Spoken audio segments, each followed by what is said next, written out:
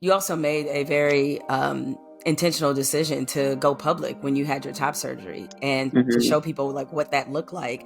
I mean, for you, what was the significance of not you just having the surgery, but sort of telling the world that, hey, I have made this decision? It was just not wanting to be, not necessarily in the closet, 'cause I think people who make that choice, I wouldn't say it's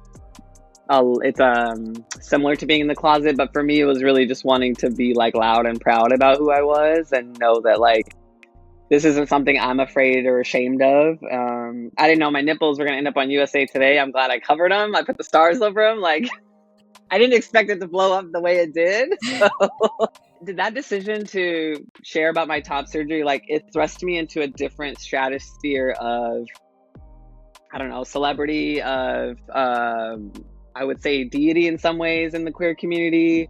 That was something I wasn't prepared for, or like a consequence of that was like, oh, whoa, like this is like my story became other people's story to like run with. And up until that point, I feel like I'd shared stuff in our women's basketball world was, small and intimate, and it's clearly blowing up in a big way at this moment in time. But that for me was like, oh, and then I'm seeing other people talk about me online and talk about, fighting for what pronouns I use. And I'm like, thank you. But I use all of them. You're not even like, this is, but it's right. Everyone has a connection to that story because I became a symbol for people.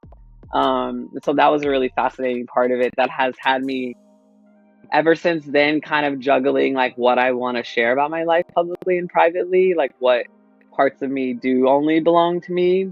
And I don't regret sharing that top surgery at all.